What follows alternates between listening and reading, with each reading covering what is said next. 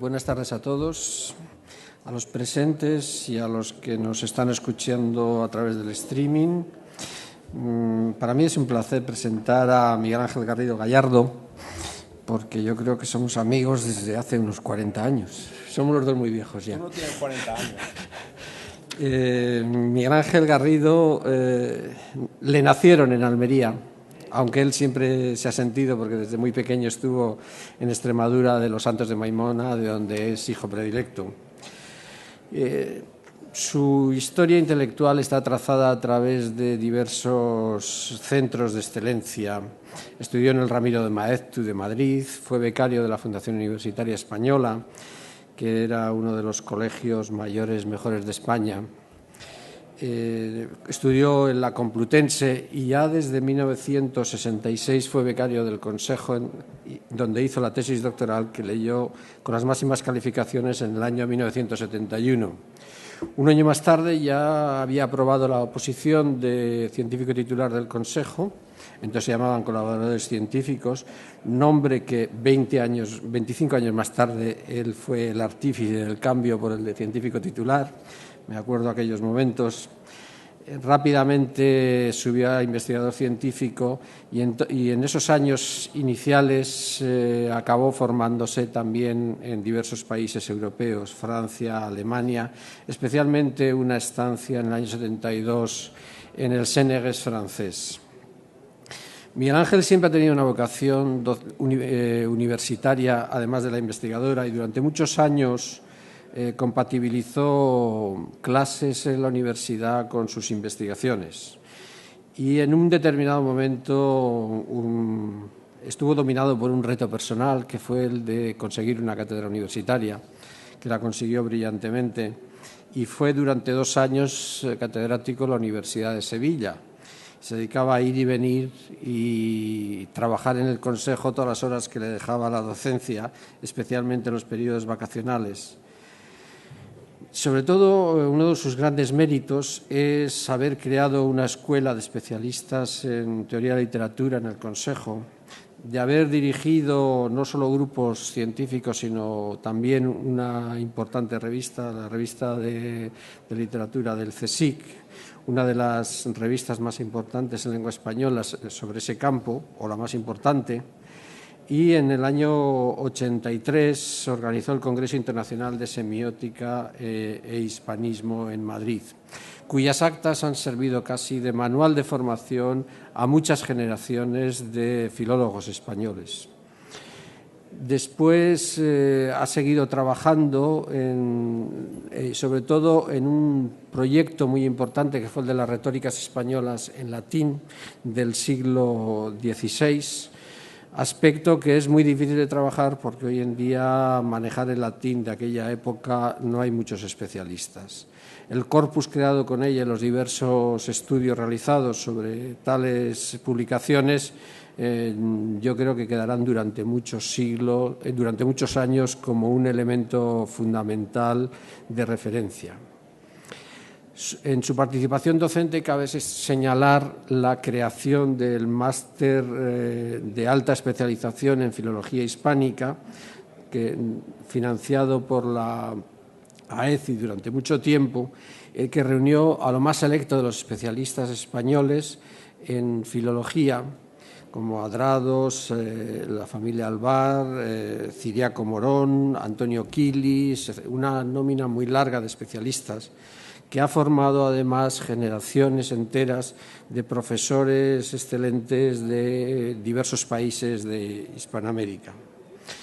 Miguel Ángel es autor de más de 200 publicaciones que están recogidas en un libro que le hicieron sus alumnos y además, aunque tiene una cierta alergia a la gestión, durante 4 años se sacrificó y fue asesor del presidente del Consejo, César Nombela, al que le unía una gran amistad, en momento en el que dio un gran impulso a las humanidades en el CSIC. Yo creo que la conferencia de hoy será científicamente muy interesante y además muy divertida, como suele hacerlo habitualmente Miguel Ángel. Muchas gracias. como ustedes ven, lo que han dicho es que soy viejo y eso no puedo negar. Yo estaba deseando decir que tengo que expresar que la amistad del profesor Urquijo ha hecho tal, pero bueno, lo que ha dicho es que desde el año PUN estoy aquí currando en el Consejo, cosa que es esa sí absolutamente cierta. Muchas gracias, José Ramón. Y bueno, me van a permitir, porque hemos empezado por diversas circunstancias con muchísimo retraso, que yo haga una faena hoy, una faena de aliño que sea como un índice de lo que se puede hacer en el futuro. Tengo 3 o 4 conferencias sobre Santa Teresa en este año del 5º centenario, de modo que habrá ocasión y también ocasión de publicar. Una faena de aliño que a lo mejor es absolutamente imprescindible porque no sabría hacerlo de otra manera. Yo recuerdo siempre de una persona a la que no voy a citar, muy eminente, o por lo menos, como diría, de mucha nombradía, a la que estaba yo un día oyendo una conferencia junto con otro colega catedrático de la UNED, al que tampoco voy a citar, y le digo, oye, ¿te das cuenta lo que está diciendo este? No dice más que tonterías. Dice, ¿y eso te irrita? Digo, hombre, pues no sé, pero que total, hemos venido aquí del uno al otro confín de la península para escucharlo, podría tener un poco de respeto. Y me dice, no, hombre, no, es que tú no eres currista.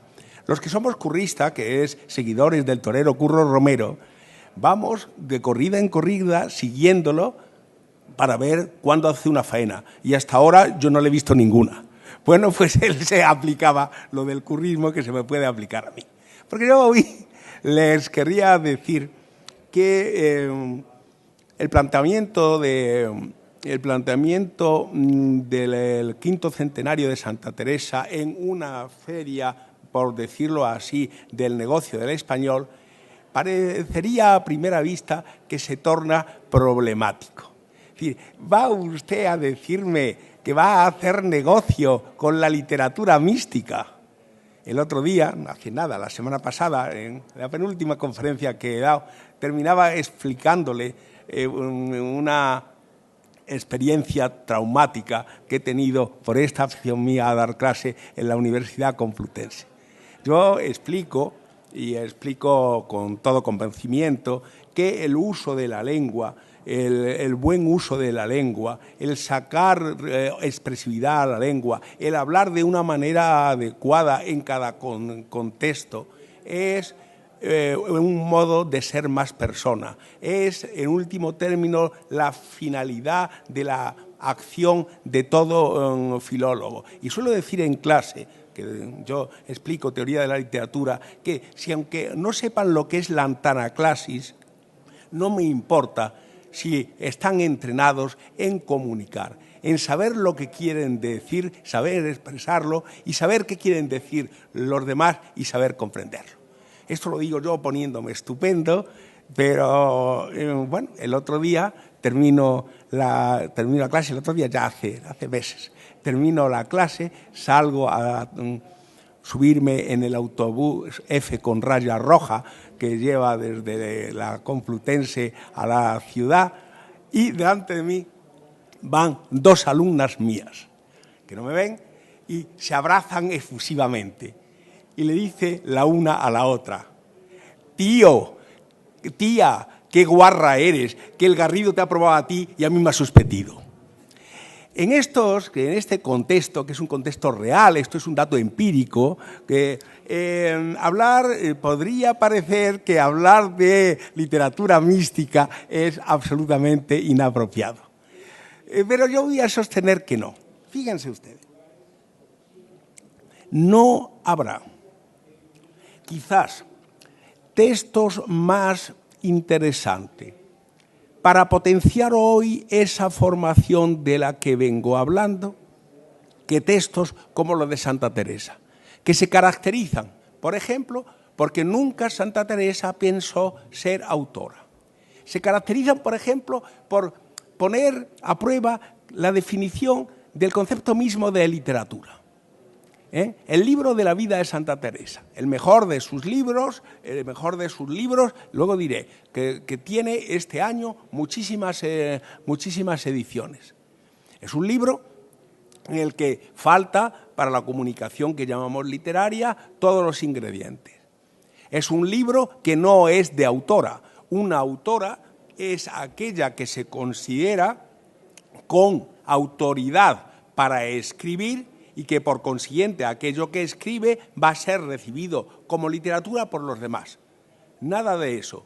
Teresa de Jesús escribe el libro de la vida porque en aquella época de alumbrados y de problemas teológicos y doctrinales, los fenómenos místicos de Teresa inquietaban al confesor y dice, mira, lo que tienes que hacer es una relación de tu vida.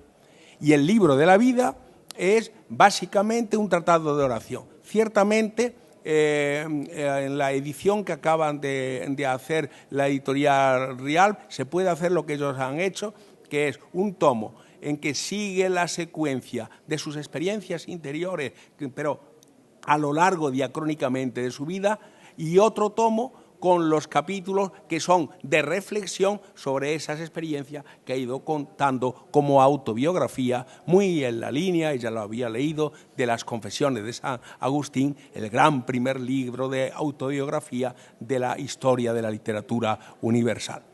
Bueno, pues Santa Teresa no escribe un libro literario, escribe lo que se llamaba en aquellos momentos, en la literatura ascética, una cuenta de conciencia. ¿Por qué una cuenta de conciencia llega a ser un libro importantísimo del canon en el español? Porque literatura puede ser entendido como, en fin, en la terminología que acabamos a cuyo estudio acabamos de asistir, no es exactamente así en terminología, pero sí en las lenguas naturales. Resulta que significa un término dentro de un contexto y en situación. Y literatura lo que significa, por un lado, es un texto elaborado de una manera especial por alguien que se cree autor, dirigido a unas personas que de esa forma le condiciona a tomarse aquello de esa manera especial que llamamos literatura. Pero literatura es, sobre todo, que alguien se ponga ante un texto y que diga, esto me enriquece, esto me fascina, esta experiencia la he tenido yo de alguna manera y no sé expresármela a mí mismo.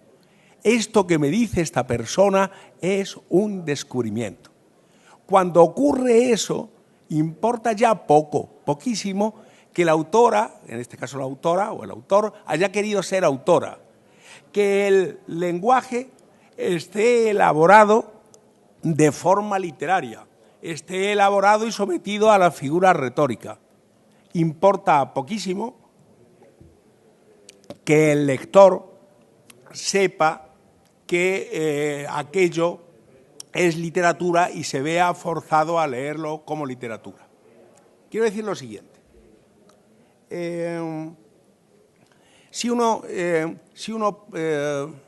Una experiencia que cuento mucho también. En el propio hall de la facultad, donde tengo que decir al vicepresidente que paso muy poquísimo tiempo, paso mi tiempo en Albasanz, porque aquí estamos llenos de autoridades del Consejo a ver qué van a pensar de mí. Pero allí no me pasa nada porque estoy investigando dentro de mi cubículo y no hay mayores sobresaltos. Pues en ese vestíbulo de esa misma facultad hay una pintada, un grafiti, que dice: mi corazón tendría la forma de un zapato si cada aldea tuviera una sirena. Entonces pasa uno por delante, lo lee y dice, cada vez estamos más locos. Se necesita ser, no digo la palabra más sonante, se necesita ser eso para escribir. Pero sencillamente si entra en el aula y aquel día se habla de Federico García Lorca, son los versos iniciales del libro segundo de la obra surrealista Poeta en Nueva York. ¿Qué ocurre? que el que va a leer a García Lorca sabe que es un autor y se ve condicionado para ver qué puede sacar, si saca algo o no saca algo de esos versos, a lo que no se ve condicionado si están sobre una pared. Pues fíjense el mérito que tiene una escritura que está sobre una pared, una escritura que no es literatura, no quiere ser literatura y que se convierte en literatura por la experiencia de gente que a lo largo de la historia de nuestra cultura en español dice, caramba, este libro merece, o este escrito merece la pena. De modo que cuando podríamos pensar, pero ¿cómo quiere hacer negocio con la literatura, con la obra de Santa Teresa, si no es literatura? Pues sí, señor, es literatura. Y desde luego, si vamos a los datos, el libro de la vida, fíjense ustedes, el libro de la vida, que es de 1562, la primera redacción sin capítulo, este año sale en la BAC, en la edición de Chicharro Chamorro, en el libro que le acabo de citar en 2 tomos de Rialb, en Místico del siglo XVI de la Biblioteca Castro, en la edición de la Real Academia Española con Círculo de Lectores, en la edición de Elisenda Lobato en Barcelona Lumen. Esto que le digo son libros de 2014-2015.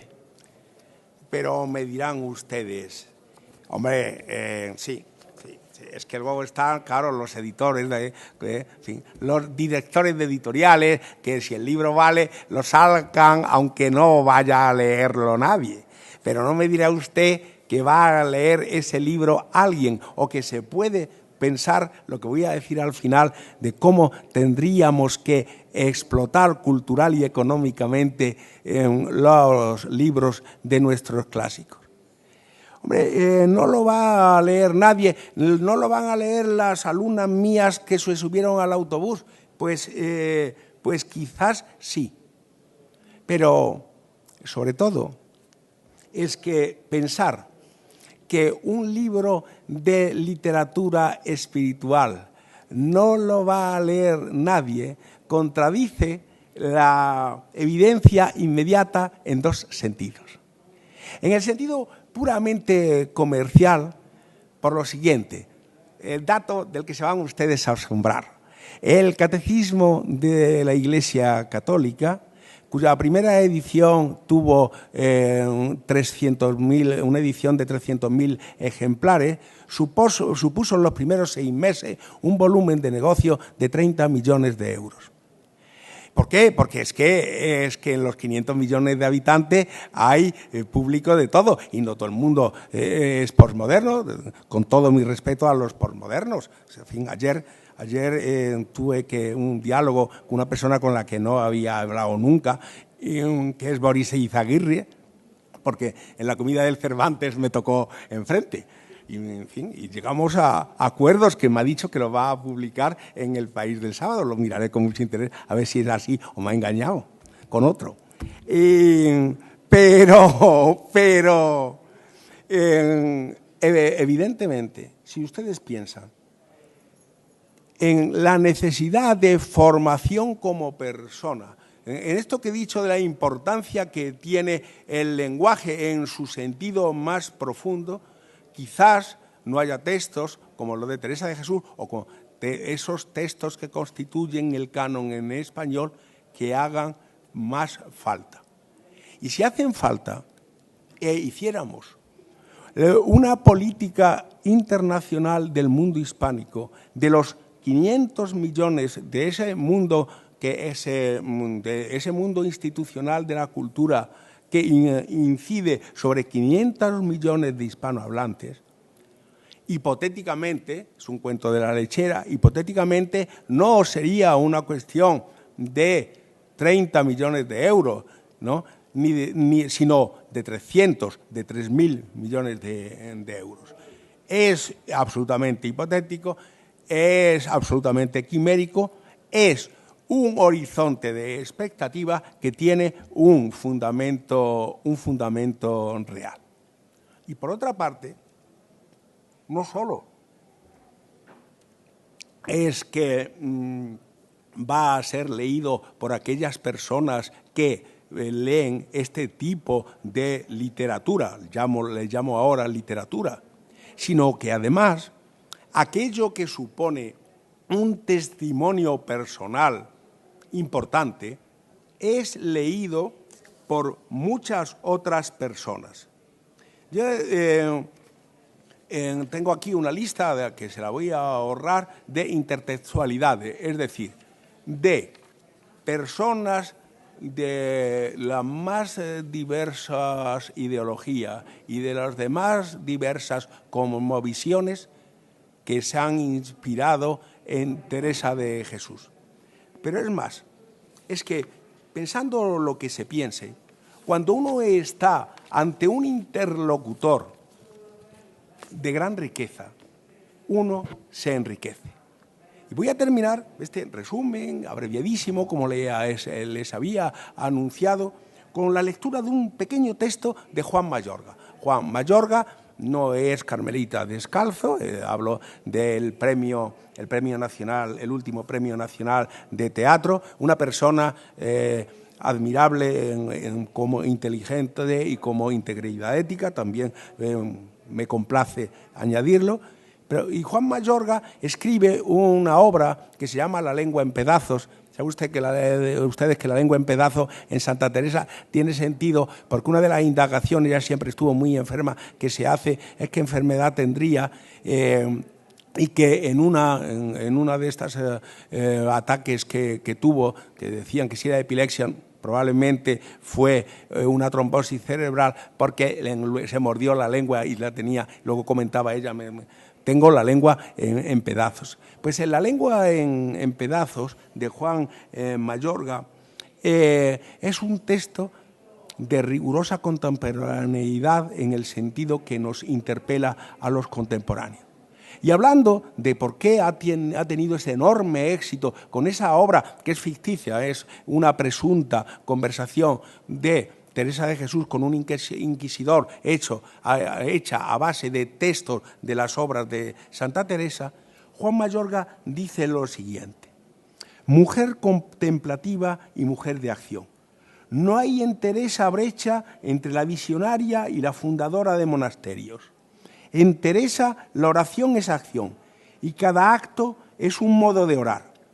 Ambos están atravesados por el amor y ese amor hace de Teresa una subversiva que desestabiliza espíritus, pone en crisis instituciones y divide sociedades. Teresa se nos aparece como un personaje contracorriente, introspectivo en su propio tiempo y en el nuestro. Por eso mismo, Teresa es necesaria. Su interés, hace falta decirlo, no depende de la creencia. Como Francisco Brine sobre San Juan de la Cruz, pienso sobre Teresa que un ateo, aunque no crea en su mística, puede sentirse fascinado por el ser humano que se apoya en ella. Y puede y debe sentirse interpelado por ese ser humano. Al fin siempre será menos importante lo que nosotros podamos decir sobre Teresa que lo que Teresa puede decir sobre nosotros. Muchas gracias. Aquí corto.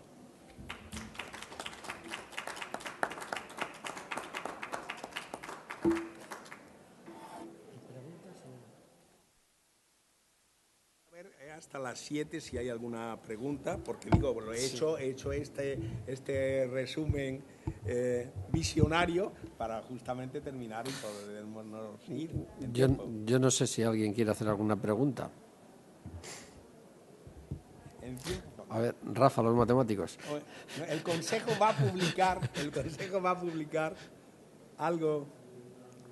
Ya no llegamos a tiempo, entonces me puede echar la culpa. Debía echarme el director de publicación de la culpa, decir, oiga usted, ¿por qué no hace propuesta en vez de luego ir a contarla a IFEMA?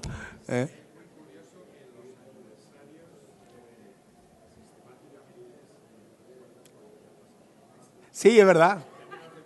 Es verdad. Sí, es verdad. Sí. Sí. No, sí, no, pero además no estoy yo no estoy yo en contra, porque que a veces parece una trivialidad en la celebración de los aniversarios. En eso no estoy en contra, porque es una ocasión que nos damos cuando ya llevamos 26 siglos de la cultura grecolatina y cristiana, una oportunidad que nos damos para ir recordando qué cosas debemos mantener en estado de vigilia. De modo que en ese sentido yo no soy contrario, soy partidario. Evidentemente tiene toda la razón el director de publicaciones al decir, pero eso hay que decirlo antes del centenario y no después. Toda, no cabe ninguna discusión. Efectivamente, sí. Ahora se está moviendo lo de Cervantes, pero sería muy interesante el Inca Garcilaso, justo por el carácter universal. Una de las cosas que no he dicho en este resumen, claro, es que lo apunté para el negocio, que es que nosotros somos ya en esta sociedad mundializada, somos la comunidad de los 500 millones. No tiene sentido en distinguir literatura española y literatura chilena, o en este caso literatura peruana. Entonces, el Inca Garcilaso, que es muy interesante, en cierta medida tiene más necesidad de mantenerlo en estado de vigilia que un Cervantes, que lo tenemos perfectamente mantenido en estado de vigilia hasta el día de hoy y para siempre, ¿no? Muy bien. Pues nos podemos ir cuando digas. ¿Algún comentario más? ¿Nadie se anima? A ver, Rafa. Sí, por favor.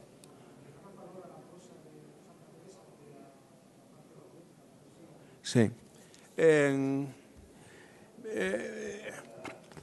Yo debía deber contestarle porque soy catedrático de teoría de la literatura y investigador de teoría de la literatura y he publicado 3.000 páginas o 6.000 páginas sobre esto de una manera u otra.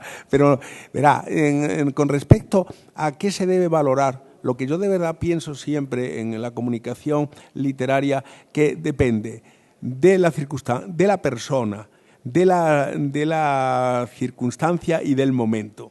Entonces, en la poesía, que es una poesía popular de Teresa de Jesús, hay apartados buenísimos. Ciertamente es una producción más pequeña y una producción en la mayoría de los casos absolutamente improvisada para la recreación de las monjas. Se podría decir que en calidad es menor.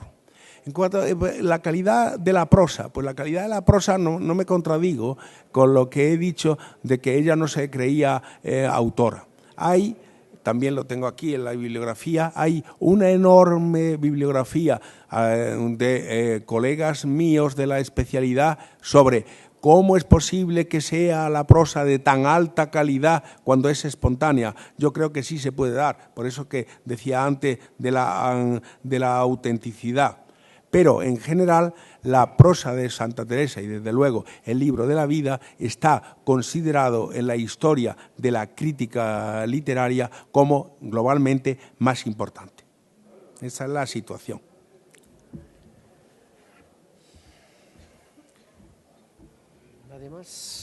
¿Nadie más se anima?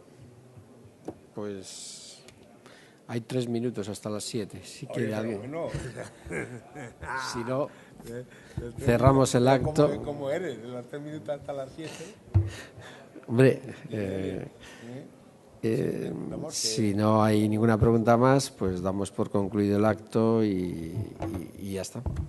Muchas gracias. Pues muchas gracias.